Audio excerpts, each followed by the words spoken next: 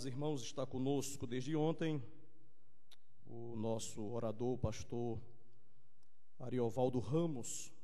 Eu tive o privilégio de conhecê-lo no final de 2001, no terceiro CBM, terceiro Congresso de Missões, que ocorreu em Água de Lindóia, interior de São Paulo. E naqueles 5 dias de congresso, parece-me que o pastor Ariovaldo ministrou 3 das 10 mensagens ministradas ao grande público. E uma das mensagens, eu estava falando com ele ontem após o culto, que até hoje está gravada bem quentinho no meu coração, quando ele pregou em uma das manhãs do terceiro CBM sobre a teologia do espanto.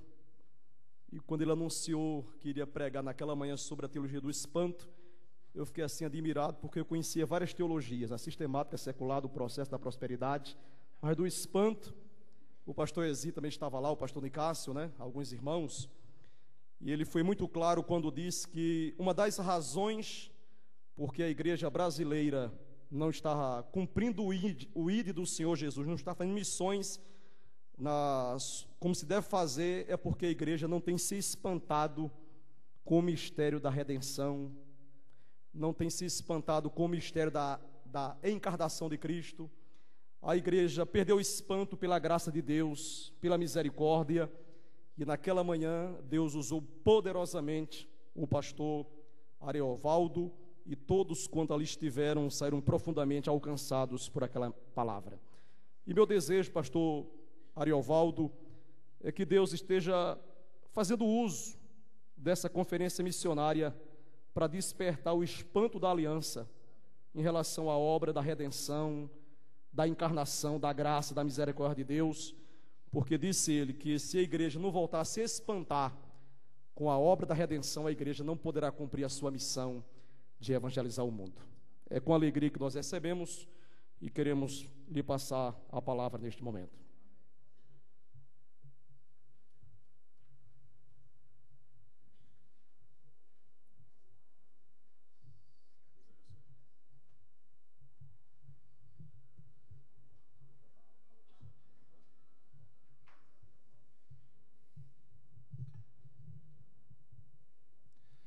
Graça e paz, irmãs e irmãos. Privilégio muito grande estar com os amados irmãos e irmãs, e eu gostaria de convidá-las e convidá-los a abrirem as Escrituras Sagradas no Evangelho segundo Lucas. Evangelho segundo Lucas, no capítulo de número 6.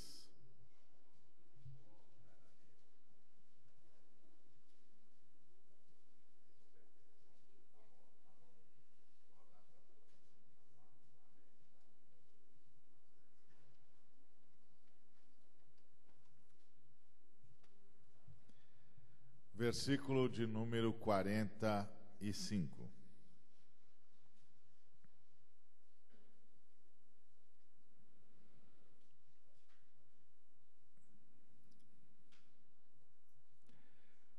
O homem bom, do bom tesouro do coração, tira o bem, e o mal, do mau tesouro, tira o mal. Porque a boca fala do que está cheio o coração. Pai querido, muito obrigado por todas as ministrações que já deste ao teu povo. E em nome de Cristo Jesus, diante da tua presença, confiados somente no sangue precioso do Calvário, nós te rogamos que ministre-nos a tua palavra. Em nome de Cristo Jesus. Amém, Senhor.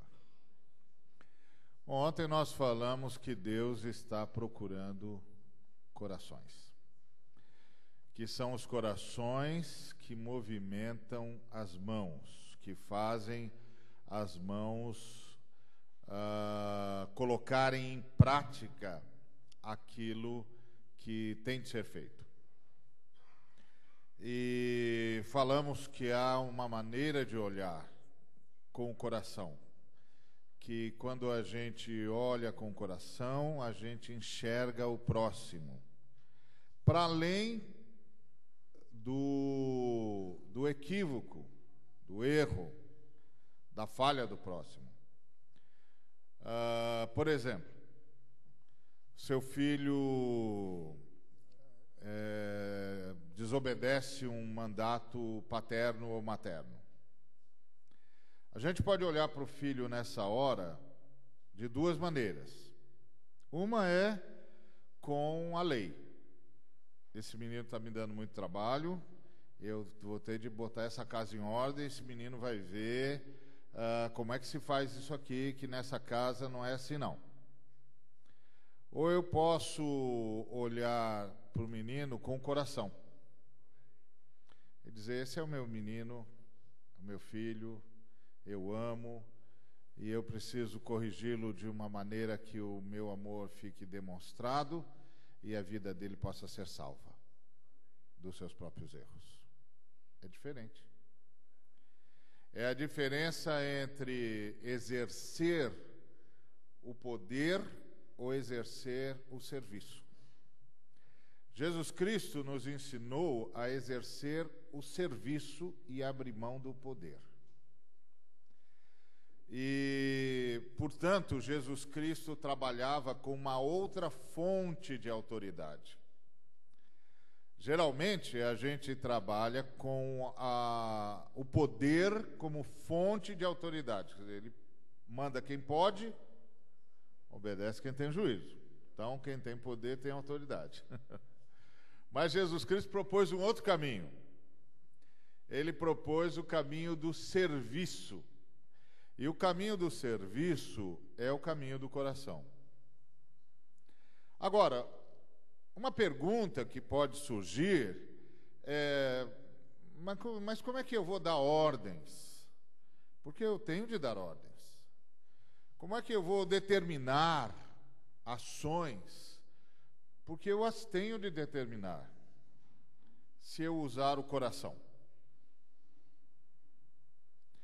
É que a gente nem sempre se dá conta que a diferença entre a autoridade exercida a partir do poder e a autoridade exercida a partir do coração é a motivação. Quando a autoridade é exercida a partir do poder, o poderoso está pensando em si. Eu quero e devo ser obedecido. Quando a orientação, quando a ordem, quando o comando é dado a partir do coração, aquele que comanda está pensando no comandado, em como ele pode ser melhor e fazer melhor aquilo que ele foi chamado para fazer. A dificuldade, não há nenhuma dificuldade para exercer comando quando você escolhe o serviço. O que muda é a motivação. O que muda é a motivação. É se nós estamos pensando no bem comum, se nós estamos pensando no bem daquele que vai receber a ordem e, acima de tudo, se estamos pensando no bem do reino. O poder, ele exige egocentrismo. Você vai perceber claramente a diferença entre um líder cristão que exerce a autoridade a partir do serviço, para um líder cristão que exerce a autoridade a partir do poder. O líder cristão que exerce a autoridade a partir do poder vai falar na primeira pessoa do singular o tempo todo. Eu, meu, para mim, eu tenho, eu posso, eu mando, eu recebi, eu tenho isso, eu tenho aquilo, eu tenho a unção, eu tenho, eu. E aquele que opta pelo serviço vai falar, na maioria das vezes, na primeira pessoa do plural. Nós temos de fazer, é para a glória de Deus, nós fomos chamados, nós temos um encargo do Senhor, nós temos um mandato de Deus, é comunitário, não é? Bom, mas isso é só uma introdução no nosso tema, que é o coração. É o coração que leva as mãos a realizar. E Deus está procurando coração. E aí a pergunta que a gente faz é: como que a gente conserta o coração? Como a gente conserta o coração? É possível consertar o coração? Bom, antes de responder essa pergunta, nós vamos perceber ainda um pouco por que o coração é tão importante. Porque, disse o Senhor Jesus, a boca fala do que está cheio o coração. Nós queremos que as ovelhas do Senhor Jesus, foi mandato dele, falem a sua palavra. Falem sobre Jesus. Falem aquilo que vai produzir graça, que vai produzir edificação. E queremos que elas falem sobre Jesus, sobre sua salvação, sobre sua glória, sobre sua redenção, sua ação redentora, sobre seu triunfo, sobre sua ressurreição no mundo todo. Como é que a gente faz isso?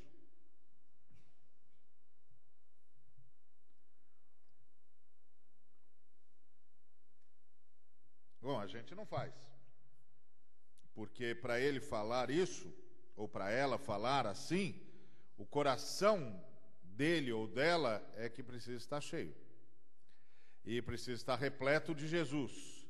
E precisa estar repleto da palavra de Deus. E precisa estar repleto da graça de Deus. Precisa estar apaixonado por Deus. Porque quando a gente ama a Deus, a gente ama direito a si mesmo e as pessoas. Se a gente não ama a Deus direito, a gente também não se ama direito. A gente acaba se amando de um jeito que a gente vira idólatra, porque a gente acaba se amando mais do que ama a Deus. E aí não vamos amar o próximo mesmo, porque para quem se ama de forma errada, o próximo é o inferno. Porque o próximo é que atrapalha, não é? Então, só aqueles que se amam na medida certa têm o próximo em alta conta. Mas para alguém se amar na medida certa, precisa amar a Deus acima de todas as coisas. Que começa com acima de si mesmo, não é? Então, acima de todas as coisas envolve a minha vida também. Principalmente envolve a minha vida. Tenho de amar a Deus acima de mim mesmo.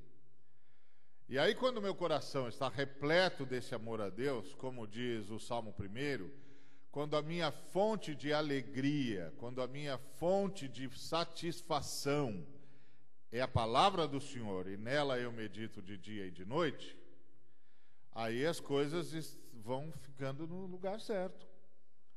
As coisas vão ficando no lugar certo. Porque o amor a Deus acima de todas as coisas vai permitindo que o Espírito de Deus coloque as coisas nas suas dimensões corretas. Muito bem. Então nós precisamos de gente cujo coração esteja repleto da palavra de Jesus, de gente cujo coração esteja repleto da pessoa de Jesus, de gente cujo coração seja um tesouro bom, da onde só saia coisa boa.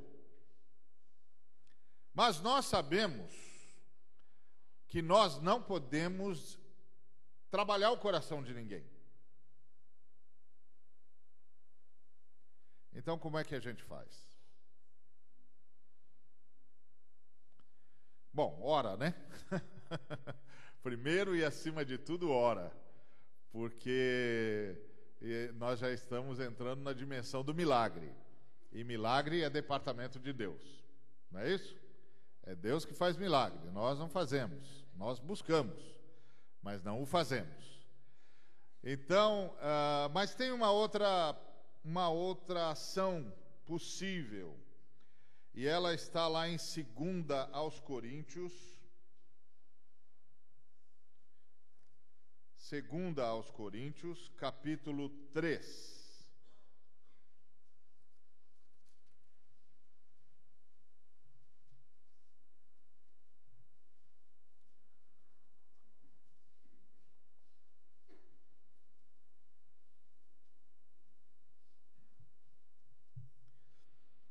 O versículo é o 18, e diz assim: E todos nós, com o rosto desvendado,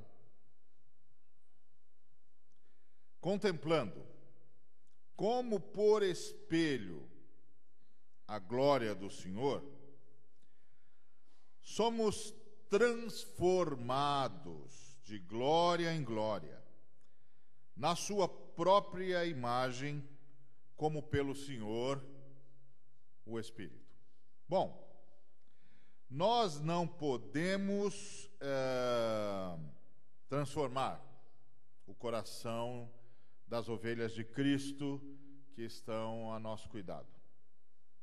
Aliás, é bom que a gente sempre se lembre que são as ovelhas de Cristo. Não é?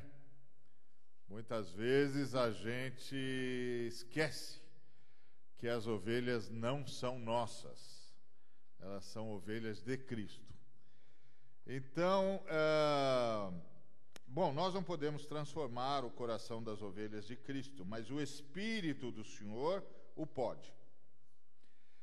E parece que o Espírito do Senhor tem uma metodologia aqui, que é, ele faz essa transformação enquanto e na medida em que a ovelha de Jesus está contemplando a glória do Senhor. E eu queria então compartilhar um pouquinho sobre qual é a nossa participação nesta contemplação da glória do Senhor. Primeiro, eu queria chamar a atenção dos amados e das amadas irmãs em Cristo, que o Paulo diz que todos nós estamos com o rosto desvendado. Os irmãos sabem, ele estava se referindo ao nosso querido Moisés, que quando percebeu que o brilho da glória do Senhor se desvanecia, cobriu-se com um véu, cobriu a sua face com um véu, para que o povo não o percebesse. Ele está dizendo que nós, seguidores de nosso Senhor e Salvador Jesus Cristo, filhos de Deus, sob a aliança do sangue do Cordeiro, nós não precisamos mais cobrir o rosto. Por quê? Primeiro, porque nós estamos sempre diante do Senhor, da sua glória. Por que que o brilho do rosto de Moisés foi desvanecendo? Não é porque ele pecou, é porque ele não estava mais diante da glória do Senhor. A glória do Senhor estava estacionada ou na tenda da congregação ou no monte, quando ele ia chamado do Senhor para estar com ele. E ele voltava com o rosto incandescente, brilhando. Mas eram outros os tempos, o apartar-se dessa presença especial da graça do Senhor ia fazendo com que a glória fosse desvanecendo, embora que o aparte de Moisés fosse só geográfico. Moisés não deixava de servir o Senhor, nem entrava em pecado, não era nada disso. Ele só se afastava geograficamente do lugar onde o Senhor o recebia e o convocava. Bom, a primeira informação que o apóstolo está nos dando é que nós não precisamos disso, porque nós nunca saímos da presença da glória do Senhor.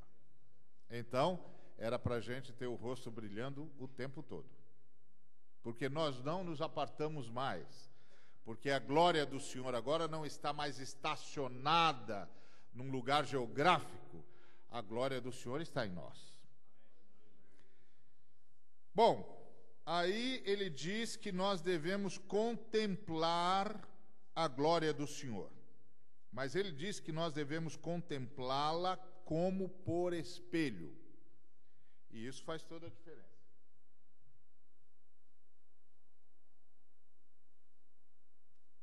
Você certamente já se olhou no espelho hoje.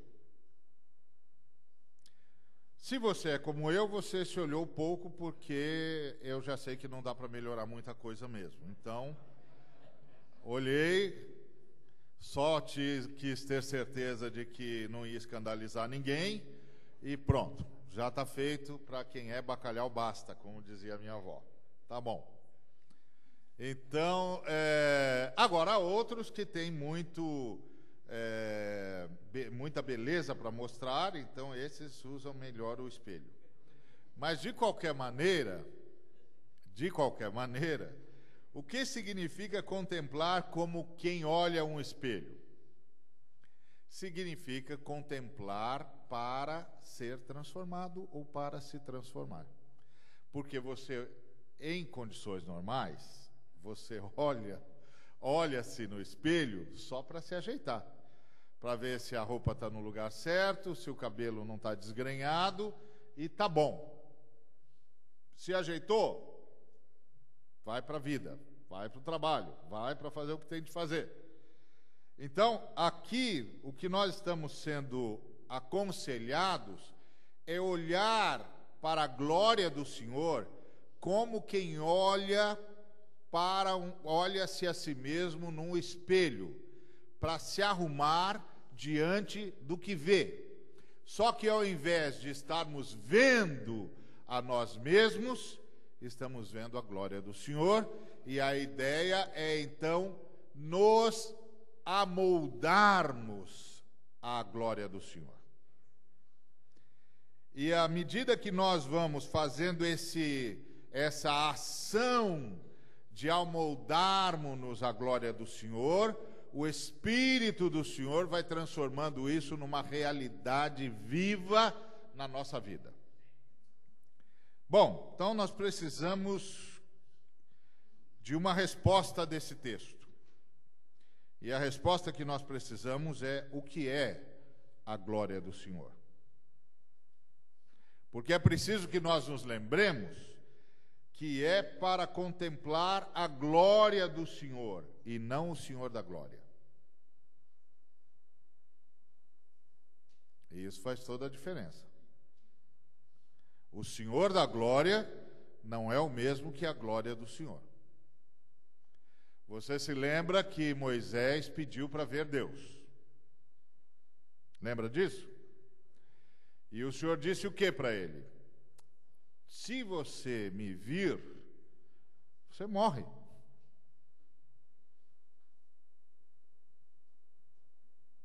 É simples. Então não é possível. Como eu não tenho nenhum interesse em que você morra, então não é possível. Mas o Moisés disse: então deixa-me ver a tua glória. É diferente. O Senhor então colocou atrás de uma pedra, onde havia uma fresta, e ele fez passar por Moisés toda a sua bondade. Não foi isso? Então, a glória do Senhor é a bondade do Senhor, a sua capacidade de ter misericórdia de quem Ele quiser ter misericórdia. Isso é a glória do Senhor, é a sua bondade em nós. Onde onde nós vimos a glória do Senhor de forma perfeita e acabada. Em quem nós vimos?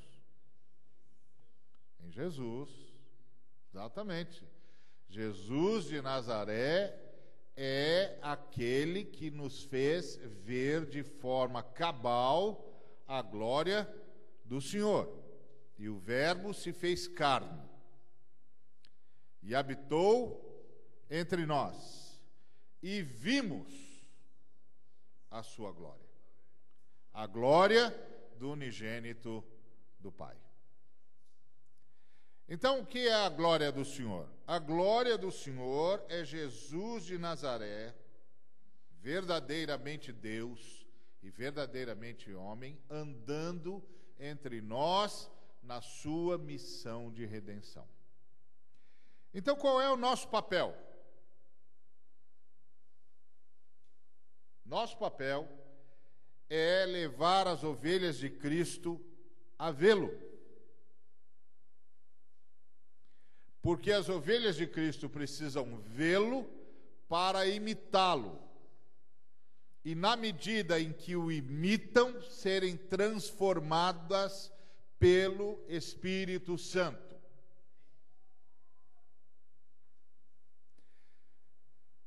Bom, por que a imitação não basta? É preciso ter essa ação transformadora do Espírito Santo. Porque a imitação é o mover humano. E a ação do Espírito Santo é a chancela divina, que no final das contas é a que faz as coisas se tornarem realidade. Um exemplo muito interessante sobre isso é quando você reúne as ovelhas de Cristo para evangelização. Nos bons tempos em que a gente fazia evangelização porta a porta, fazia evangelização nas praças e tal, a gente reunia as ovelhas de Cristo e dizia: pessoal, vamos trabalhar, vamos buscar o Senhor. E aí, no meio dos nossos irmãos e irmãs, essas ovelhas de Cristo a quem o Senhor tanto ama, sempre tinha aquele irmão, aquela irmã que se sentia desconfortável, que dizia: eu não tenho jeito para isso não, viu, pastor? Eu não tenho jeito para abordar pessoas, não tenho jeito para parar as pessoas no meio da rua, eu não sei se vai dar para eu fazer. E a gente dizia: não, irmão, vai sim, vamos lá, Deus é conosco. E quantas vezes nós não ouvimos esses irmãos e irmãs darem um testemunho maravilhoso de que pararam a pessoa na rua, porque tinham de fazê-lo, estava todo mundo fazendo, era a vez dele fazer. O coração ainda estava frio, mas ele estava lá imitando Jesus. E de repente, quando ele começa a falar, ou ela começa a falar àquela pessoa, o Espírito de Deus inunda o seu coração. E aí, ela fala mais do que jamais pensou que poderia falar. E vê a transformação do Espírito Santo ali. Isso é o que o Paulo chama de ser transformado de glória em glória à imagem do Senhor. Ou seja, a gente sai para imitar o Senhor e o Espírito Santo, quando a gente sai do barco, mantém a gente sobre as águas. Porque é preciso sair do barco. É preciso sair do barco. É preciso dar o passo de imitação ao Senhor. E eu imagino, por exemplo, como seria se o apóstolo Pedro, ao dizer ao Senhor: Senhor, se é o Senhor mesmo, faz-me ir ter contigo. E aí o Senhor disse: vem. Imagina se ele, ao invés de ir, ficasse no barco ainda, e o Senhor dissesse novamente, e o Senhor ficasse a esperá-lo, e ele não sai, ele repete o pedido ao Senhor, e o Senhor diz novamente: vem, e ele não sai do barco, e repete o pedido novamente ao Senhor, e pela terceira vez o Senhor diz: vem, e aí ele arremata dizendo: mas Senhor, antes de eu ir, eu preciso que o Senhor me dê poder para andar sobre as águas. Certamente a resposta do Senhor seria: saia do barco. Porque você não precisa de poder para andar sobre as águas enquanto estiver no barco.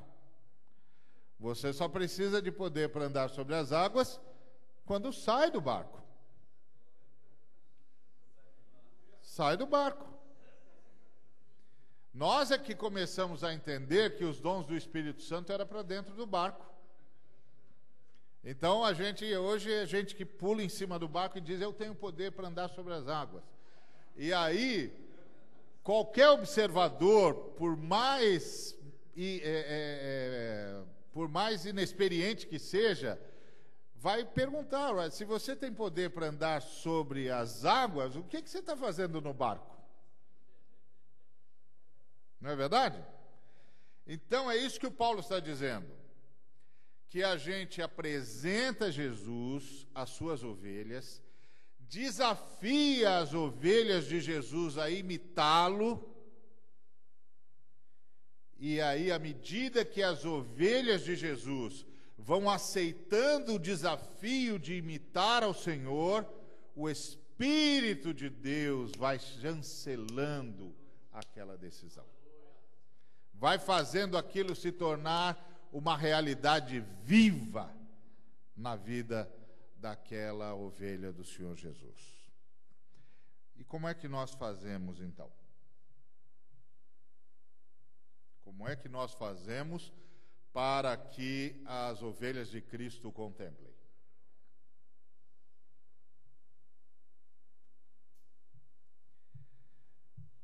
Entendo, meus amados irmãos e irmãs, que nós fazemos não apenas instando os irmãos e irmãs a fazerem-no, a serem-no, mas transformando toda a nossa pregação numa demonstração do Senhor Jesus. Porque o Senhor Jesus disse que as Escrituras Sagradas falavam dele. Ele disse isso aos fariseus. Ele disse: vocês buscam as Escrituras, porque vocês julgam haver nelas o poder de Deus, pois são elas mesmas que falam de mim. E quando os discípulos iam a caminho de Emaús, o Senhor colocou-se ao lado deles, e começando por Moisés e passando por todos os profetas, foi dizendo aos seus discípulos o que as Escrituras falavam dele. As Escrituras falam de Jesus. Este livro, esta coleção de 66 livros, foi escrita para revelar Jesus, para mostrar Jesus, porque Jesus é o sim, o amém de todas as promessas de Deus. Tudo se cumpre em Jesus. Tudo se cumpre em Jesus. Então, imaginemos, por exemplo, o dirigente de louvor.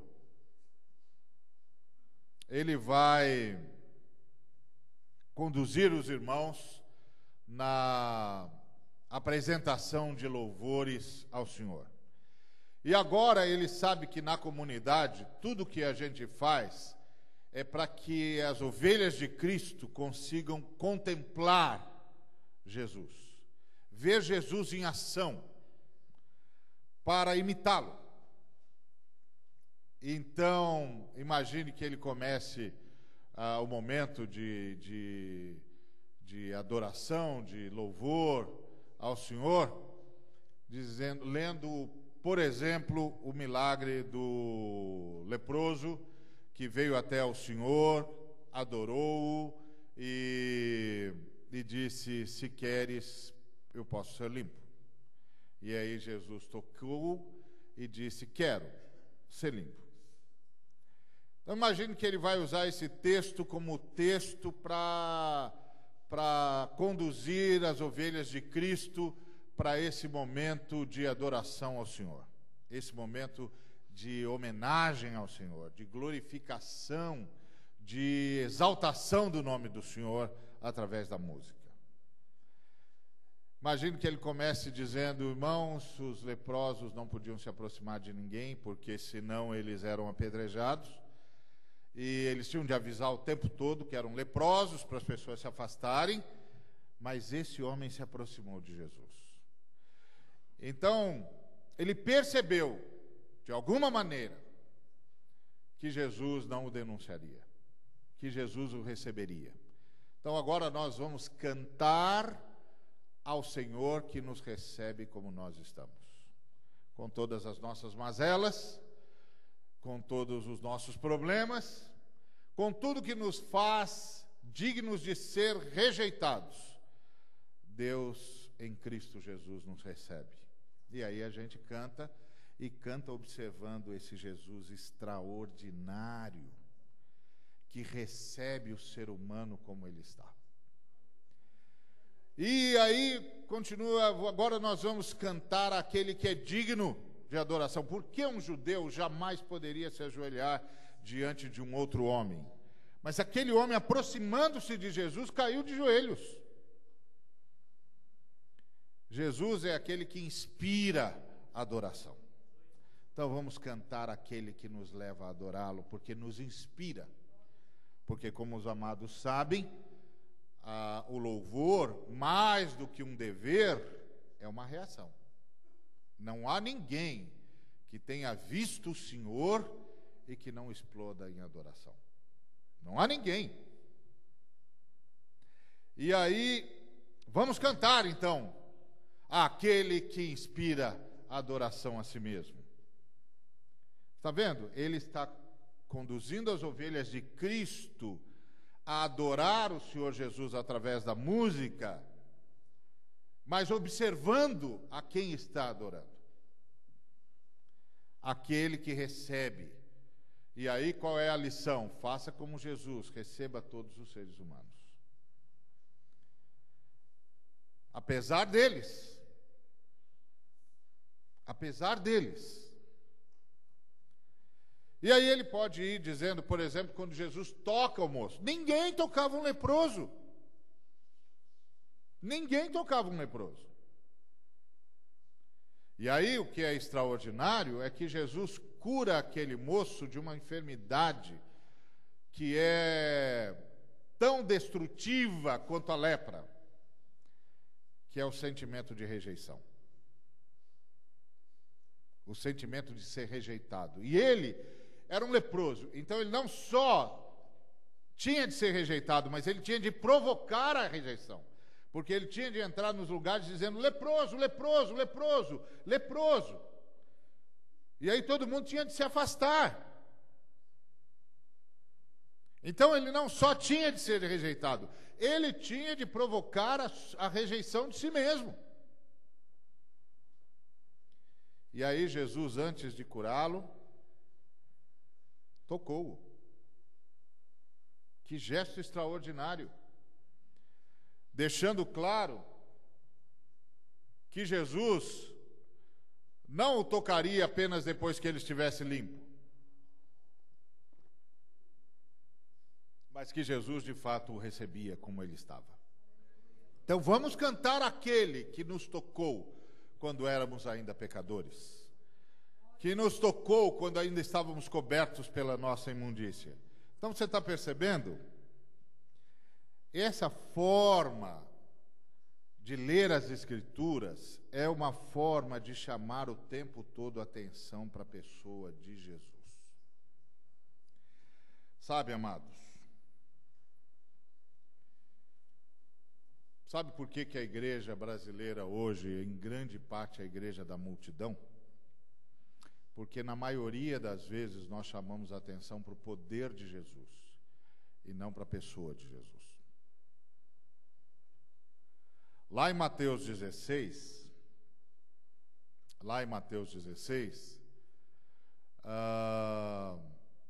aparecem duas igrejas, a igreja da multidão e a igreja dos discípulos.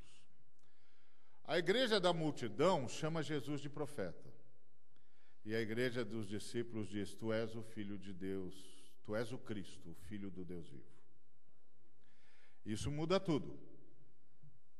Porque quando a igreja da multidão chama Jesus de profeta, a igreja da multidão está preocupada com uma coisa só: o que ele pode fazer por mim? Não importa o que ele é. Importa saber o seguinte: ele pode me curar? Ele pode curar o meu filho? Ele pode tirar aquele demônio que está lá? Ele pode curar a minha filha? Então não importa quem ele é, importa o que ele pode. Mas a igreja dos discípulos é a que declara com todas as letras: tu és o Cristo, Filho do Deus vivo. Ora, tu és o Cristo, tu és o ungido, aquele que vem para redimir-nos. Tu és o Filho do Deus vivo, tu és Deus. Tá certo? E aí, irmãos, isso muda o relacionamento. Por quê? Porque um líder a gente segue, de um mestre a gente aprende, de um comandante a gente obedece, de um profeta a gente ouve, mas um Deus a gente adora. A única maneira de relacionar-se com Deus é adorá-lo ou rejeitá-lo. E aí tem os custos da rejeição. Se você rejeitar, tem os custos da rejeição. Mas a maneira adequada de relacionar-se com Deus é a adoração. Então, queridos irmãos e irmãs, o apóstolo Paulo está nos dizendo que nós precisamos contemplar a glória do Senhor como quem olha-se num espelho para se consertar, para se arrumar. E aí, à medida que nós vamos contemplando a glória do Senhor para nos arrumarmos à sua imagem, à sua semelhança, o Espírito de Deus vai chancelando aquela nossa redenção. Vai chancelando aquela nossa submissão, aquela nossa aceitação do Senhor Jesus como padrão de vida, como padrão de existência. E isso vai consertando o nosso coração. De modo que nós começamos a falar a partir de um coração que agora é um tesouro bom. E isso nos impulsiona a falar de Cristo, a começar a ver as coisas a partir de Cristo. Então nós precisamos, nós que fomos chamados pelo Senhor para orientarmos as suas ovelhas, nós precisamos trabalhar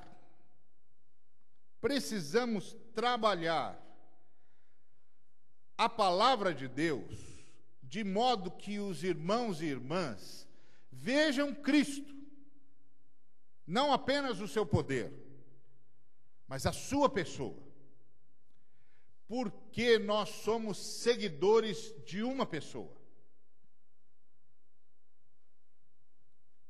que é Cristo Jesus, o Senhor. E aí, essa imitação de Cristo que faz as nossas mãos gerarem o que tem de ser gerado. Até porque as obras que nós temos de gerar são aquelas as quais Deus de antemão preparou para que andássemos nelas.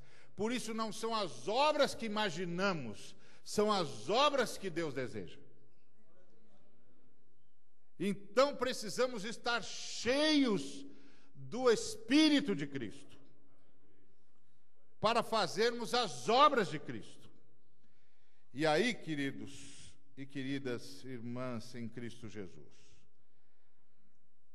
nós que fomos chamados a ter o privilégio de abençoar as ovelhas de Cristo, nós temos de apresentar Cristo. problema é que, às vezes, a gente, no afã de encher a igreja, a gente chama a multidão, mas não consegue transformá-la em discípulo. Não consegue transformá-la em discípulo. Porque a gente já chamou-a para o poder e não para a pessoa. E esse é o ponto. Há igrejas que fazem campanha na TV e elas dizem isso com todas as letras. Se você não dorme bem, se as coisas não estão indo bem na sua casa, se você ouve vozes que não deveria ouvir, percebe movimentos onde eles não deveriam estar, venha para cá, porque nós vamos livrá-lo disso. É verdade que o Senhor Jesus tem poder para fazer isso? Claro, de sobra. Mas é verdade que Jesus quer ser conhecido apenas por isso? Não. Porque o Senhor nos chama a segui-lo. A segui-lo.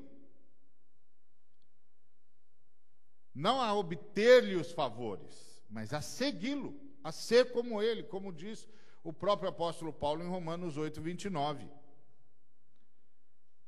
Que o Senhor, aqueles que de antemão conheceu, também os predestinou para serem conformes à imagem e semelhança de seu Filho, a fim de que ele seja o primogênito entre muitos irmãos. É isso. O objetivo do Pai é que todos sejam como Filho. E à medida em que todos somos como Filho, passamos a ter o coração do Filho e a perspectiva do Filho. Me lembro que uma vez eu li um artigo de um rabino. E o rabino dizia o seguinte: que se ele estivesse em Jerusalém nos tempos de Jesus,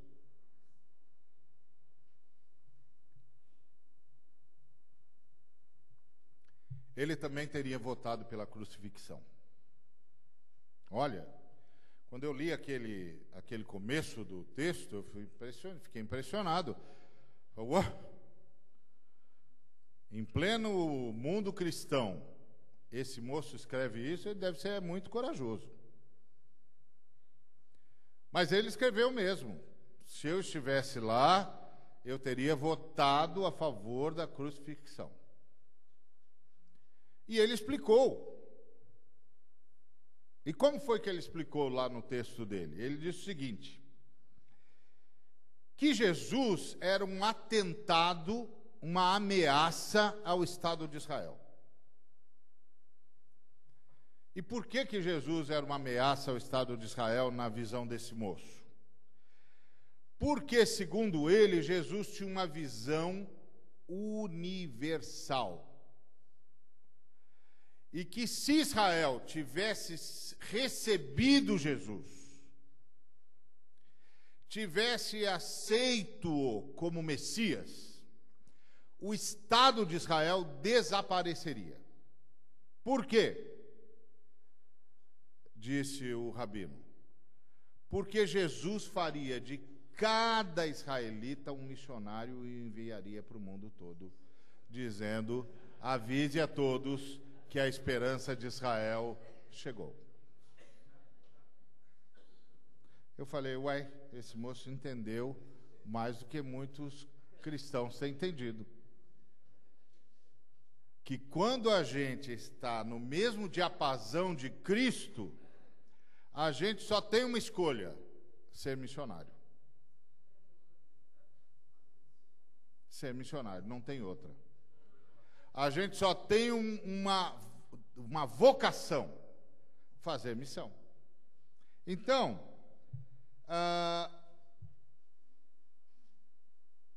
precisamos que os nossos irmãos falem as boas notícias.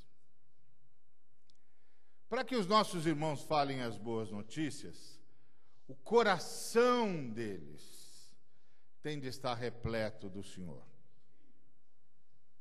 Porque a boca fala do que o coração está cheio. Para que os nossos irmãos tenham o coração repleto do Senhor, os irmãos precisam ver o Senhor. Precisam ver o Senhor para imitá-lo. E na medida em que eles vão saindo do barco, o Espírito do Senhor vai fazendo-os andar sobre as águas. Para que os nossos irmãos possam ver o Senhor, para que as nossas irmãs possam vê-lo a ponto de imitá-lo, nós temos de apresentar o Senhor todas as vezes. Todas as vezes que expusermos as Escrituras. Todas as vezes que estivermos com os nossos irmãos e com as nossas irmãs, temos de apresentar-lhes cada vez mais profundamente o Senhor Jesus. Cada vez mais profundamente.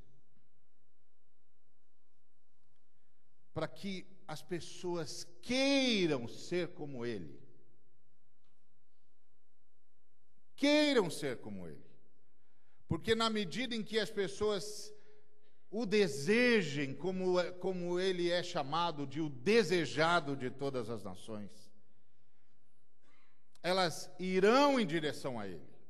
E indo em direção a Ele, elas criarão um ambiente que o Espírito de Deus precisa para chancelar aquele passo, para fazê-los andar sobre as águas, para consertar o seu coração, para que eles se tornem missionários, onde quer que eles estejam. E uma vez que tenham se tornado missionários onde quer que eles estejam, eles estarão prontos para estar onde quer que Deus os queira. E vão para fazer o trabalho de Cristo. Vão para fazer o trabalho de Deus. Então nós precisamos expor Cristo. Não o poder de Cristo apenas. A pessoa de Cristo. Seu caráter. Seu amor. Sua misericórdia. Sua bondade. De modo que as pessoas deixem o Espírito Santo consertá-las diante dessa imagem. E aí teremos essa metanoia, essa metamorfose, essa mudança que nós tanto queremos ver nas ovelhas de Cristo que nos foram confiadas. E vai ser ótimo, vai ser maravilhoso quando cada ovelha de Cristo, antes de qualquer decisão, de qualquer ação, de qualquer comportamento, instintivamente se perguntem: se Jesus Cristo estivesse aqui, seria isso que Ele estaria fazendo? Porque eu sou um imitador de Cristo. Então, eu só farei o que Ele faria se estivesse no meu lugar. Amém? Que Deus nos abençoe. E em pensando assim, todo mundo que diz só farei aquilo que Cristo faria se estivesse do meu lugar, vai fazer missão. Amém? Graças a Deus, nós louvamos a Deus por mais esta palavra ministrada pelo pastor Arioval do Ramos. Que Deus o abençoe em nome do Senhor Jesus. E dentre as verdades que o nosso orador ministrou nesta manhã, uma coisa que tocou muito meu coração foi essa colocação que ele fez, que nós, como ministros do Evangelho, nós como Igreja de Cristo, precisamos levar as pessoas a seguirem uma pessoa, Jesus, e não o poder de Jesus. É bem diferente levarmos as pessoas a seguirmos e adorar Jesus, e levarmos as pessoas, como tem feito a chamada igreja da multidão, a buscarem o poder, o que Cristo pode oferecer. Que Deus continue abençoando, pastor, por mais esta mensagem.